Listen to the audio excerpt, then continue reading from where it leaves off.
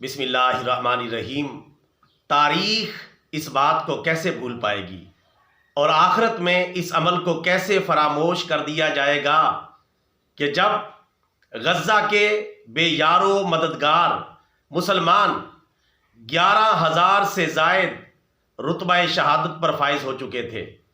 4,500 کے قریب بچے شہید ہو چکے تھے، 3,500 سے 4,000 کے قریب خواتین شہید ہو چکی تھیں، 15 لاکھ مسلمان بے گھر اور بے آباد ہو چکے تھے، ہزاروں لاپتہ تھے، ہزاروں ملبے کے نیچے دبے ہوئے تھے، اور جب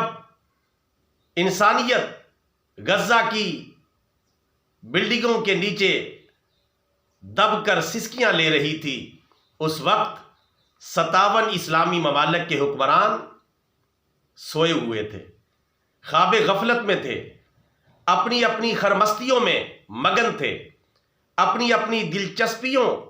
کے سامان کر رہے تھے، اور غزہ کے مسلمانوں کو بے یار و مددگار چھوڑ دیا تھا۔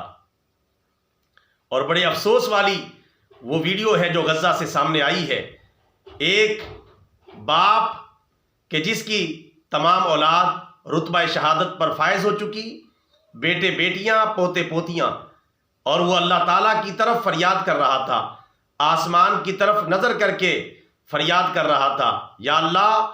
تیرے مسلمان بندوں نے ہمیں تنہا چھوڑ دیا ہے، یا رسول اللہ آپ کی امت نے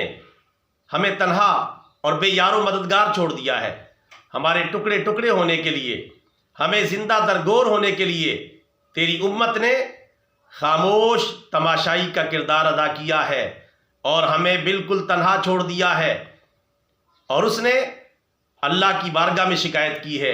رسول اللہ صلی اللہ علیہ وسلم کی جناب میں شہید ہونے والوں کے ہاتھوں پیغام بھیجا ہے کہ رسول اللہ کو جا کے بتا دیں کہ آپ کی امت نے ہمیں بے یار و مددگار چھوڑ دیا ہے۔ کیا تاریخ اور آخرت میں اس بات کو بھلا دیا جائے گا کہ جب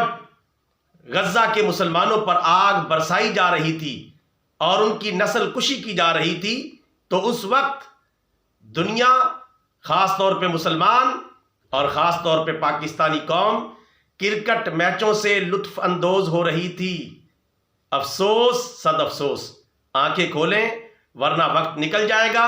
اور کل قیامت کے دن ان مظلوموں کا ہاتھ ہمارے گریبانوں پر ہوگا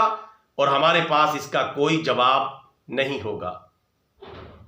وہ جن ہاتھوں میں اے حق حق کبھی تلوار ہوتی تھی، ان ہاتھوں میں کنگھی، آئینہ